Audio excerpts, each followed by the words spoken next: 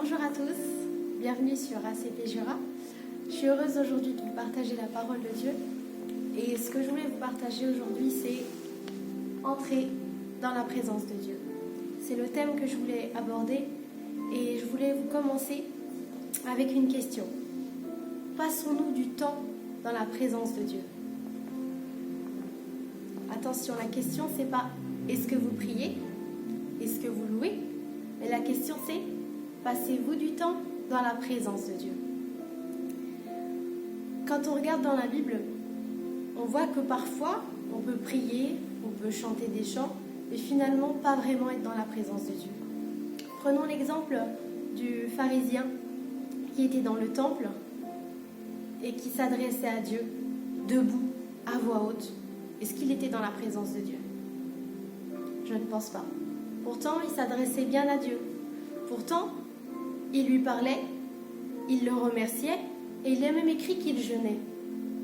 Mais il n'était pas vraiment dans la présence de Dieu. Et quand on est dans la présence de Dieu, vraiment c'est quelque chose de merveilleux. Il se passe quelque chose. Quand on est une heure, une demi-heure, peu importe, dans la présence de Dieu, on ne peut pas ressortir de la même manière qu'on est venu. Quand on est en proximité avec lui, vraiment les choses se passent. Et il y a un mouvement dans l'atmosphère, c'est là que le Saint-Esprit agit. Le Saint-Esprit nous parle dans la présence de Dieu. Il nous parle, il nous conduit, il nous conseille, il nous console, il nous instruit, il est à l'action.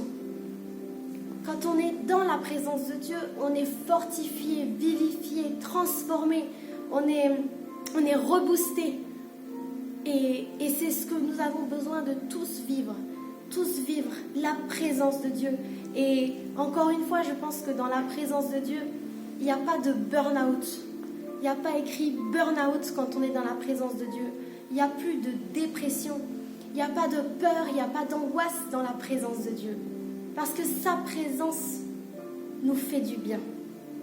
Sa présence nous fait du bien. Et je vous invite à regarder le psaume 34, verset 6, si on peut l'afficher. Le psaume 34, verset 6, qui dit que lorsqu'on tourne les regards vers Dieu, on est rayonnant de joie. Quand on tourne les regards vers Dieu, on est rayonnant de joie. Et c'est exactement ça. Moïse l'a expérimenté. Il a dit qu'il est monté sur la montagne, il a parlé à Dieu, et en redescendant, son visage rayonnait de joie. Les autres craignaient de s'approcher de lui, et lui était même obligé de couvrir son visage en attendant de revenir dans la présence de Dieu. Il rayonnait de joie. Quand on est en présence de Dieu, on reçoit une joie. Pas une joie comme les gens du monde, où dès qu'il y a une épreuve, une difficulté, on devient triste. Non, une joie vraiment, une joie qui vient de l'Esprit Saint. Quand on est dans la présence de Dieu, on reçoit une paix, on reçoit une force, on reçoit de l'amour, on reçoit de la confiance, de l'assurance. Et c'est ça qu'on trouve dans la présence de Dieu. Il y a un autre verset qui dit qu'on reçoit un diadème au lieu de la cendre, de l'huile de joie au lieu du deuil, un vêtement de louange au lieu d'un esprit abattu.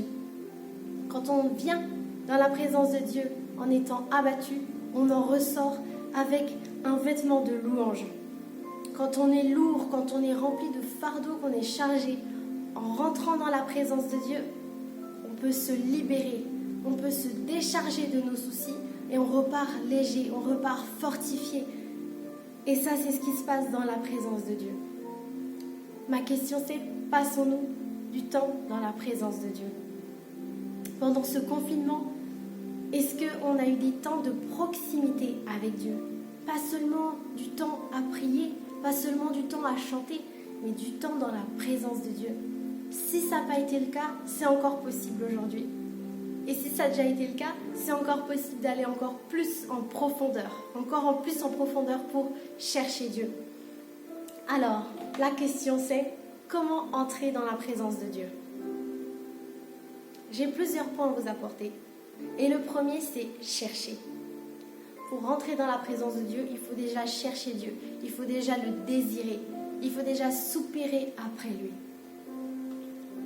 Et dans Ésaïe 55, verset 6, il est dit « Cherchez l'Éternel pendant qu'il se trouve, invoquez-le tandis qu'il est prêt. » Il faut chercher l'Éternel. Et aujourd'hui, comme le pasteur nous l'avait dit, nous sommes dans la dispensation de la grâce. On est dans une période, dans une saison où le Saint-Esprit est là. Une saison où le Saint-Esprit est disponible, il est prêt à agir. On est dans notre avantage. Jésus a dit, il vous est avantageux que je m'en aille. Car si je ne m'en vais pas, vous ne recevrez pas le consolateur. Mais si je m'en vais, je vous l'enverrai. On est dans un avantage. Est-ce qu'on marche dans cet avantage? Est-ce qu'on vit cet avantage au quotidien? L'avantage d'avoir le Saint-Esprit disponible, accessible, prêt à nous conseiller, nous reprendre, nous encourager. Et c'est vraiment ce qu'on doit vivre chaque jour. Qu'il croisse et que nous, on diminue. Qu'on devienne son temple. Le temple du Saint-Esprit. Le temple du Saint-Esprit. La question c'est, est-ce que nous rentrons dans la présence de Dieu? Le deuxième point, c'est se repentir et pardonner. Nous savons que Dieu nous aime et il ne nous condamne pas. Mais Dieu n'aime pas le péché et il veut qu'on se dégage de tout péché. Le Saint-Esprit ne collabore pas avec le péché. Alors pour rentrer dans la présence de Dieu, il faut reconnaître qu'on est un pécheur, se repentir, confesser nos péchés et Dieu nous pardonne. Quand on confesse un péché, Dieu nous pardonne. Il oublie. Il n'y a pas de culpabilité à avoir. Quand on confesse un péché de tout notre cœur, Dieu nous pardonne. Mais je veux voir avec vous le verset de Matthieu 6, versets 14 à 15, qui dit « Si vous pardonnez aux hommes leur offense, votre Père céleste vous pardonnera aussi. Mais si vous ne pardonnez pas aux hommes, votre Père ne vous pardonnera pas non plus vos offenses. » Et ça, c'est un point que je voulais aborder avec vous ce soir. C'est aussi pardonner aux autres et demander pardon.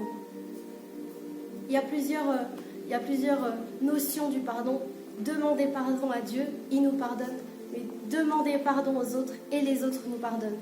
Et ça, vraiment, c'est un point essentiel et qu'il faut régler aujourd'hui. Vraiment, demandons sincèrement au Saint-Esprit de sonder notre cœur et de nous révéler s'il y a des choses qu'on n'a pas pardonnées, s'il y a des choses auxquelles on n'a pas demandé pardon également. N'ayons pas de rancune, de rancœur, n'ayons pas d'amertume dans notre cœur parce que c'est pas dans ce lieu-là que le Saint-Esprit demeure. Alors vraiment, rentrons dans le pardon.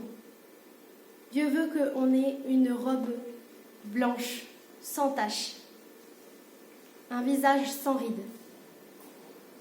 Pardonnons et demandons pardon. Et un troisième point, c'est avoir le cœur humble, ôté de tout orgueil. Et on peut voir le verset dans Apocalypse 4, verset 10, qui dit que les 24 vieillards se prosternent devant celui qui est assis sur le trône. Ils adorent celui qui vit au siècle des siècles.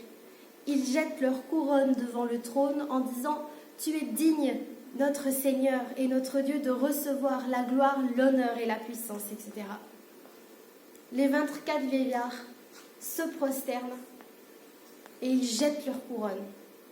Ils s'humilient devant Dieu. Et là, ce soir, je vous invite à jeter votre couronne. Jetons ensemble notre couronne. Jetons ensemble nos diplômes. Jetons ensemble toute notre connaissance. Jetons ensemble notre carrière devant Dieu. Jetons tout cela devant Dieu et venons avec un cœur humble, tout simplement chercher sa présence, tout simplement chercher à demeurer en lui. Et le dernier point que je voudrais vous apporter, il y en a d'autres, mais celui que je vous ai apporté, c'est consacrer du temps pour prier. Parce que on ne peut pas rentrer dans la présence de Dieu sans prendre du temps. On ne peut pas rentrer dans la présence de Dieu en passant 1 minute à prier entre 2 activités. Je vous invite vraiment à prendre du temps On est pendant ce confinement, on a plus de temps que d'habitude. Et je vous invite à prendre une décision, se décider à, par exemple, 1 heure dans la journée, à se dire de telle heure à telle heure le matin ou l'après-midi, ou selon vos disponibilités, de prendre du temps. C'est le 4e point et il est aussi important que les autres. Prendre du temps pour passer du temps dans la présence de Dieu. Parce que c'est là qu'il peut agir. Ça a l'air peut-être difficile ce que je dis, ça a l'air peut-être d'être des points comme ça. Mais n'oublions pas que Jésus nous aide. Parce que lorsqu'il est mort sur la croix et qu'il est ressuscité, il y avait un voile qui nous séparait de lui. Mais ce voile s'est déchiré. À la croix, le voile s'est déchiré. Le voile s'est déchiré de haut en bas et ça nous a donné un accès à la présence de Dieu. Par Jésus-Christ, on est libéré. On a la possibilité de se présenter devant lui. Il a libéré le chemin et n'importe qui le cherche, il le trouvera. Et je crois vraiment que pendant ce confinement, on a une opportunité qui se présente devant nous à chercher Dieu. Et si on cherche sa présence, si on a faim de lui, si on désire, si on est assoiffé, eh bien il va nous rassasier. Il a dit « Heureux ceux qui ont faim et soif, et ils seront rassasiés ». Et le Seigneur nous rassasie de sa présence. Et il a une nourriture quotidienne à nous donner. Tous les jours, il a notre pain à nous donner. Et le Seigneur veut te donner ton pain ce soir. Il veut que tu manges la nourriture qu'il a pour toi ce soir. Et il veut que tu manges la nourriture qu'il a préparée pour toi demain aussi et après-demain. Cherchons la présence de Dieu. Entrons dans la présence de Dieu. Cette présence qui nous transforme, cette présence qui nous libère, cette présence qui nous délivre. La présence de Dieu. Allons en profondeur. Et c'est écrit que Dieu siège au milieu des louanges. Passons des temps dans l'adoration, à adorer Dieu. Dieu siège au milieu des louanges. Je vous rassure, il n'y a pas besoin d'avoir un instrument chez soi. Il n'y a pas besoin de chanter juste pour adorer Dieu.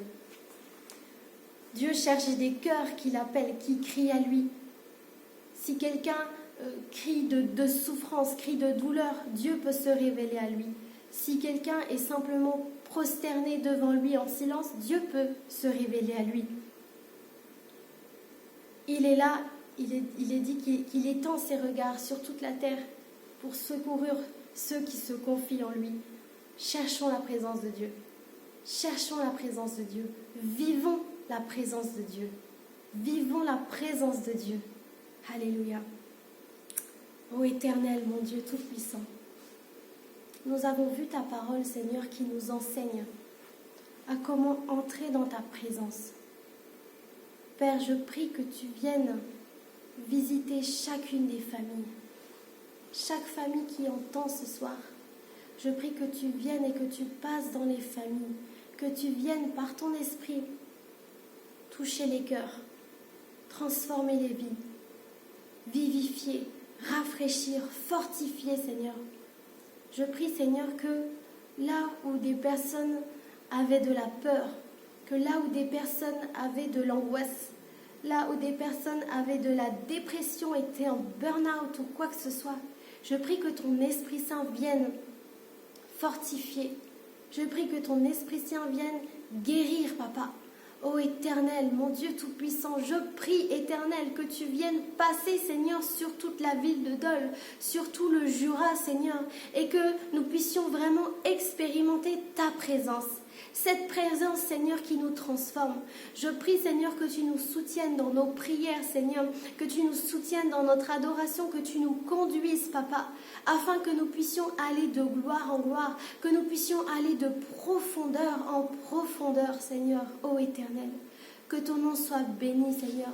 Merci parce qu'en toi, nous rayonnons de joie. En toi, Seigneur, nous retrouvons de la force, Seigneur.